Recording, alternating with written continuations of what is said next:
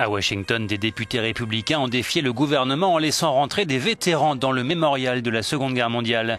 Comme les parcs, musées, monuments et autres attractions touristiques, le site est censé être fermé au public suite au blocage budgétaire qui a mis au repos forcé quelques 800 000 fonctionnaires.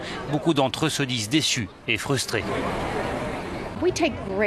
C'est une fierté pour nous de recevoir les touristes, de leur parler des monuments, explique cette guide.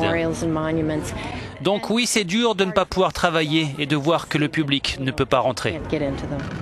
À New York, des centaines de touristes ont déchanté en apprenant que l'accès à la Statue de la Liberté était fermé suite à la décision du gouvernement. Tant que le Congrès n'aura pas trouvé d'accord sur le budget, il faudra se contenter d'un tour en bateau autour de l'île et d'une photo à distance.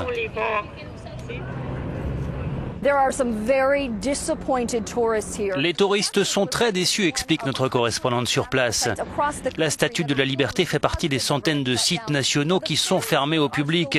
Des gens ici m'ont confié qu'ils attendaient depuis si longtemps de se rendre sur Liberty Island pour être tout près de la Statue de la Liberté.